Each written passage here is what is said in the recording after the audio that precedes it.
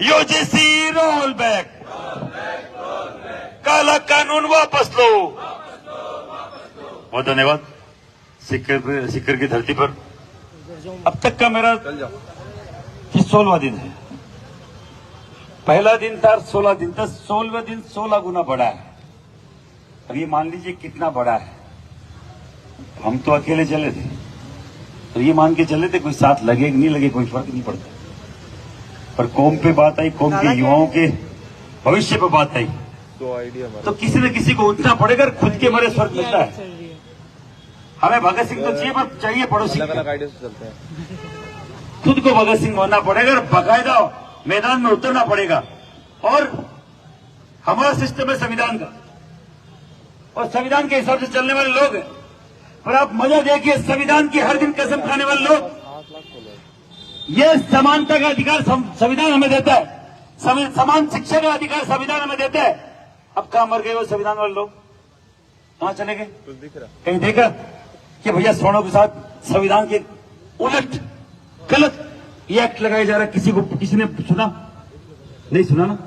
अभी 2-3 दिन पहले तक कॉकरोच पार्टी फलान ढीकड़े दिल्ली में कर रहे थे, उनके बोलने पे असंवैधानिक तरीके से उन्होंने बाकायदा अपनी अमर्यादित भाषा रखी, अमर्यादित आचरण किया, और जितना तोड़फोड़ करना था किया। फिर भी धर्मेंद्र प्रधान को इस्तीफा देना पड़ गया।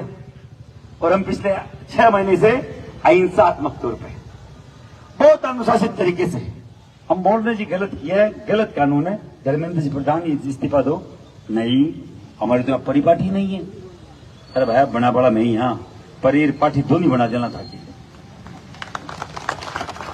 किसी की गलत फहमी हो, श्री राजपूत गणेशना 2006 में बनी थी, कितनों को सीधा किया मालूम नहीं है।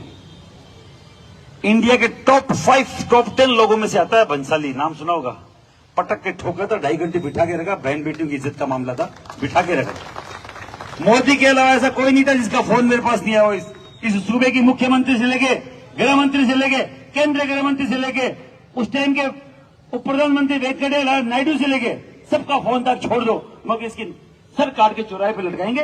बहन बेटी की इज्जत को इज्जत ना माने और हम तुम्हें छोड़ दें और हमारे यहाँ आके वो तुम फिल्म बनाओगे। यही हाल इस गंदे कानून का। अगर जब भंसाली को लंबा कर सकते हैं, इनको नहीं कर सकते क्या? कभी भी कर सकते हैं, नेता जाएंगे कहां? पर हम लोगों ने तरीका अपनाया हिंसा का। क्यों तरीका अपनाया?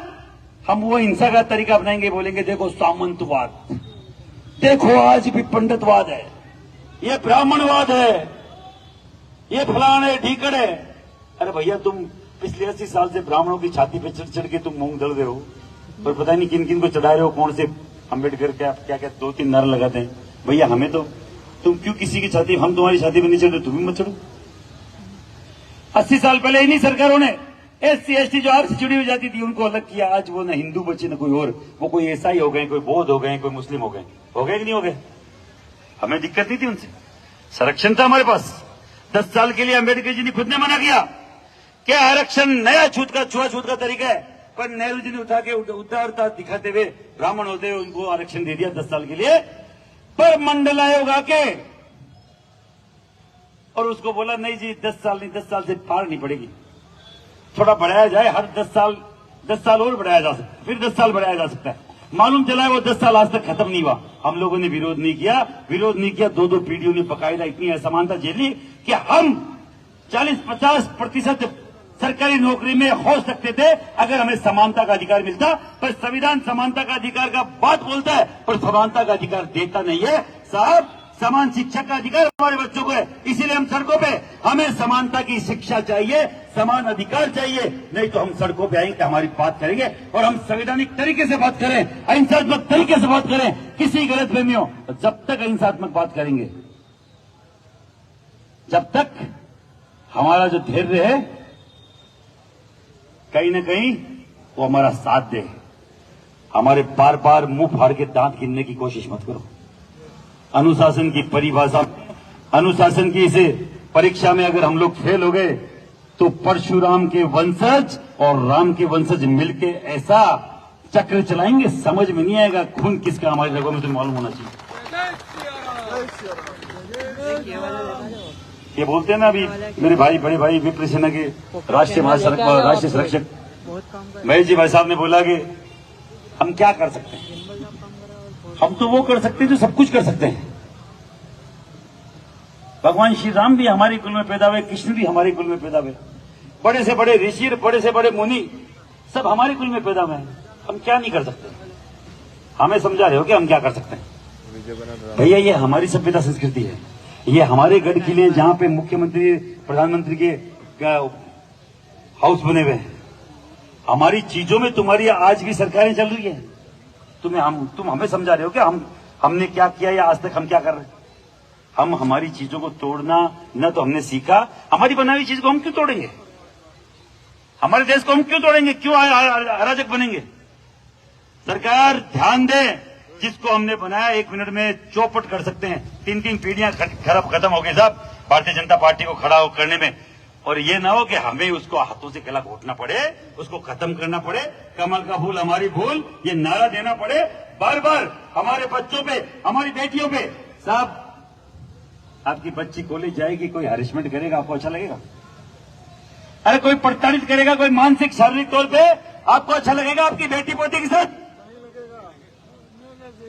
तो एक कानून लेके कौन है और किस मानसिकता से लेके है? आपका बच्चा जो जीवन भर के आईएएस और आरएस बनने का सपना देखता है, कीपैड वाला फोन रख के बेचारा हर एक आशा को, उम्मीद को दबाकर ये सोचता है कि कहीं ना कहीं देश की मैं भलाई करूंगा, सेवा करूंगा, उसको 90-95% वाले को इस यूजीसी एक्ट के तहत आप सीधा अपराधी बना दोगे। सरकार बर्दाश्त नहीं करेंगे। करेंगे क्या? मैं गलत ये पद यात्रा तो नहीं कर रहा हूं ना? तो 3 तारीख को कौन कौन आएगा? भगवान श्री राम की शपथ लेके बोलना, कौन कौन आएगा बताओ देखिए। पक्का हो गया? गाड़ी घोड़े मिले कि नहीं मिले? वहां पहुंचोगे क्या राउंड गेट के सामने? 3 तारीख 10:15 साढ़े 10 बजे पक्का? मैं आश्वस्त समझू? एक नारा लगाएंगे, जय श्री राम, जय परशुराम, हमारी एकता जिंदाबाद, हमारी एकता जिंदाबाद। सब यहां से जो भी बस से जाए और बसों की व्यवस्था हो, मैं भाई साहब से निवेदन करूंगा, और जो मंच में विराजमान जितने लोकल हमारे यहाँ के सिक्कर के भाई साहब लोग हैं, सबसे निवेदन करूंगा, उमेश जी से आप बात करके हमें ये बताएं कितनी नंबर गाड़ी है, कितनी गाड़ियां, कितनी बस है, क्योंकि हमें अंदाजा रहेगा कि सिक्कर से कितनी बस आ रही है।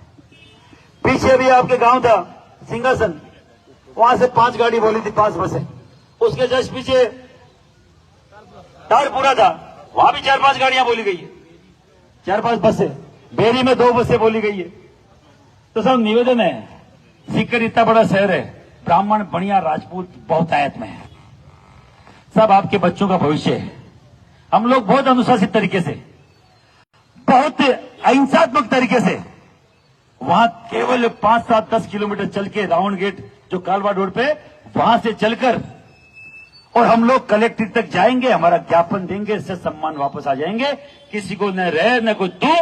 हम चाहते हैं कि हमारा जो फैला ये इस तरीके का हिंसात्मक पूरे प्रदेश का, पूरे देश का जो एक मामला है, वो पूरा मैसेज दे पूरे देश को, क्योंकि हम पे आरोप लगते हैं कि साहब ये हुड़दंग करते हैं, ये फलान करते हैं, ढीकड़ करते हैं। अहिंसात्मक तरीके से पूरे देश में मैसेज जाए, सरकार को मैसेज जाए कि ये हर चीज करने में सक्षम लोग फिर भी अहिंसात्मक तरीके से दे रहे हैं। अगर हमारी बात नहीं मानी तो कॉकरोच तो कहीं नहीं हटते, शेर के बच्चे तुम्हें दांत खट्टे कर देंगे तुम्हारे, हमें मालूम है क्या होता है। और कहते हैं ना कि जो अपनी जात का नहीं, वो अपने बाप का नहीं, और जो अपने बाप का नहीं, वो देश का कभी नहीं हो सकता। पहली जाति की बात करके रखिए, अपने देश का तभी होगा जो अपनी जाति बिरादरी की बात करने में सक्षम है। जाति बिरादरी की बात हो नहीं रही। अपने 56 लोग, एक आरएसएस के मेरे भाई साहब थे, मैं बाल्यकाल से स्वयं सेवक हूं, 38 साल से, 40 साल से। उनका एक मैसेज आया था कि क्या संघ का जो दायरा है, कार्य क्षेत्र है, क्या केवल दशहरे पे रावण दहन तक सीमित हो गया है? क्या दशहरे पे पथ संचलन तक सीमित हो गया है? जो संघ से जुड़े हुए लोग हैं उनको लिए बोलना चाह रहा हूं, क्योंकि मैं भी जुड़ा हूं। केवल ये लाइन लिखी थी उन्होंने, रावण दहन और पथ संचलन तक सीमित हो गया संघ का दायरा? क्या पूरे देश की कहीं ना कहीं चिंता करने वाले लोग क्या इतने अंधे हो गए? सबको एक करते घूम रहे, हमारे लिए कोई खड़ा ही नहीं हुआ है। 1000 व्यक्तियों की मीटिंग थी झोटवाड़ा में, पहली मीटिंग जो यूजीसी लागू हुआ था। 1000 संघियों की, और मुख्य वक्ता के तौर पर मुझे बुलाया गया था। उस दिन मुझे लगा कि ये जो मामला है ये मुझे उठाना चाहिए, मेरे हाथ में लेना चाहिए, क्योंकि कोई और लेगा, कमजोर कर देगा और बेच देगा ना, और हमें न्याय ना मिले, ये भी कतई सही नहीं है। न्याय मिले तब तक लड़ना पड़ेगा, ईमानदारी से लड़ना पड़ेगा, सड़क पे पैदल चल के लड़ना पड़ेगा। कहते ये नहीं हो कि राजनीति हो, कोई माई का लाल आ जाए हम बिकेंगे नहीं, हम झुकेंगे नहीं, और कोई नहीं होंगे जब तक ये यूजीसी रोल बैक नहीं होगा, चाहे किसी भी हद तक जाना पड़े। आपका भाई तैयार है। आप सब लोगों से निवेदन, हम लोग एक शाम को एक वीडियो निकालते हैं कि आज का दिन समाप्त हुआ, आप यहीं बैठे, मैं यूं मुंह करके